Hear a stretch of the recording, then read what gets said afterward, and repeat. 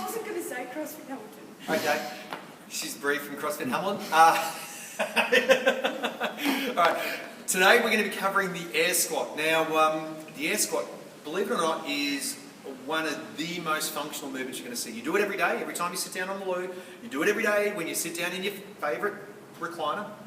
I've got my favourite recliner. It's a good recliner. But every time you sit down and stand up, you're doing a squat. So what we're going to make sure is that you're doing it correctly. Right, so if you're watching this as part of our fundamentals program, this is in essence one of the first movements you're going to be covering. So, in getting to an air squat, I'm going to get Bree to demonstrate the finished product, and then I'm going to go backwards and we're going to work through a sequence to get up to that stage. So Bree, if you can just do 5 air squats.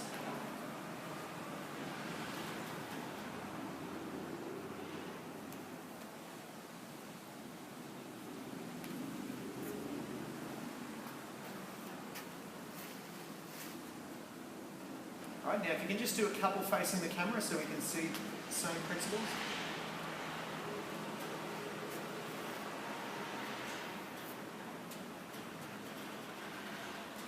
Good. Alright, if you want to face the box. Alright, so the first thing that we need to look at is what's happening between the hips and the shoulders. We want to maintain the correct curve of the spine. So we've got a bit of a lumbar curve, and then we've got the natural curvature up through the thoracic area of the spine. So Bree, I want you to get your chest up. Now, as you're getting the chest up, you're going to find that that tends to hyperextend or get a bigger curve in the lumbar here. So I want you just to brace the midline. So chest up, tummy tight. So throughout the entire squat, I'm going to get Bree to maintain that tension, right? So chest up, tummy tight to keep those things locked in place. All right, now, as we go down to the bottom of the squat, we're going to start, Bree, on a box squat. And so this is the first element of the squats that we're going to do as we're going to build up to getting to the advanced air squat. So from here, position 1.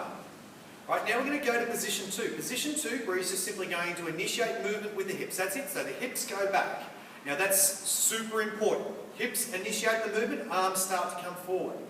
All right, let's go back to position 1 and position 2.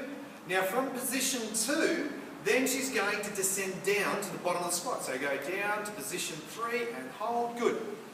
All right, so this box is probably a smidge higher than what we'd ideally like, so I'll take one of the ab mats away shortly. But what I'm looking for is for this curve of the spine to be maintained. I'm wanting to see the line of her thigh to match the line of her foot. And in saying that, ideally we want this angle of the torso to be parallel to the angle of the shin. So the angle of the torso here to be parallel or even higher than the angle of the shin. So stand back up to 2 and to 1. Right, so I'm just going to remove this ab mat and I want you doing exactly the same. So from 1 to 2, 3, 2, and 1. Good. Right, so again, let's have a look at this through each position and cover the key performance measures that we're looking for. So chest up, tummy tight, so we want to keep that spine in position. Pull the ribs down. Right, let's go to 2. Good. Let's go down to 3. So again, spine is in place. Thighs are tracking with the feet. And the other thing I didn't mention earlier, but what is also very, very important is the weight has to be on the heel. So you're going to be feeling the weight being distributed amongst the foot, but you're going to really feel that the distribution of the weight will be somewhere centered around that tongue of the shoe. All right, come back up to 2 and 1. All right, so from here, if Bree's hitting all those positions well, what we're going to get her to do is on the weight, we're going to get her to go to position 2, and then from there I'll just say go. And then I'll get her to go down, tap the box and come back up. So from 1 to 2 and go. To 2 and go. Right, so as you can see, she's looking really good in that position. So now what we're going to do is initiate the call pretty much straight from position 1. And go. Good, and go.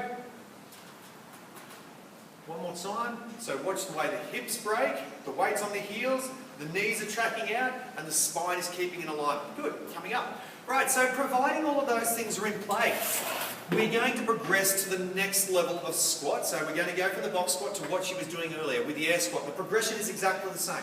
Right, so let's start with the position 1. So chest up, tummy tight, so we're locking that spine in place. Initiate the movements with the hips to position 2. Good, so the weight, you can see the weights keeping on the heels, keep those toes on the ground.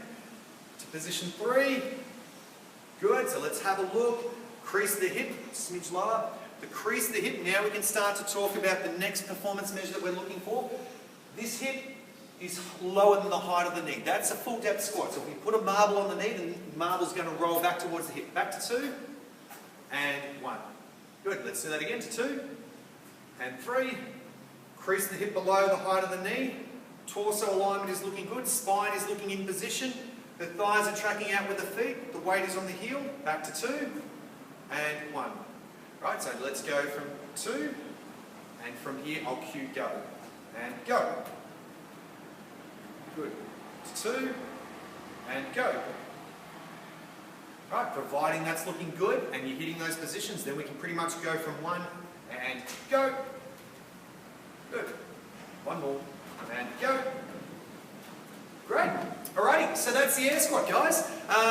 It's something that you literally, just about, I can't think of an example of anyone who really shouldn't be doing it outside of injury, but yeah, if you're not squatting in your program, you're missing out. But yeah, get on it, practice those sequences, get through the box squats, get the mechanics happening, and you'll be good to go.